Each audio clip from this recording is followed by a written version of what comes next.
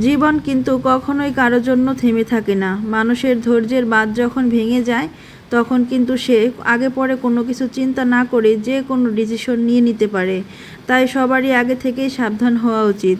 আমাদের চারপাশের কিছু মানুষ আছে যারা কিনা দেখবেন আগে পরে চিন্তা না করেই দেখা যায় কোনো হাজব্যান্ড ওয়াইফের মধ্যে যদি কোনো ঝামেলা হয় কিংবা ধরেন ডিভোর্স হয়, যে কোনো এক পক্ষকে সাপোর্ট করে অন্য পক্ষকে দোষী করে।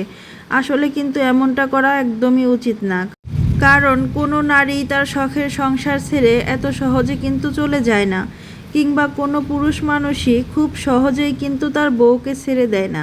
দুইজনেরই কম বেশি দোষ থাকে, আর এইটাই হচ্ছে বাস্তব। আবার এমনও কিন্তু আছে হাজার হাজার সংসার যারা কিনা সন্তানের মুখের দিকে তাকিয়ে সংসার করে, অথচ ভিতরে কোনো ভালোবাসা নাই, মায়া নাই, মোহাব্বত নাই, কিচ্ছু নাই। তাই সবারই উচিত সম্পর্কে এত পরিমাণ তিক্ততা না আনা যে এক ছাদের নিচে থাকলেও দেখা যায় কারো প্রতি কারো তেমন মায়া নাই, ভালোবাসা নাই।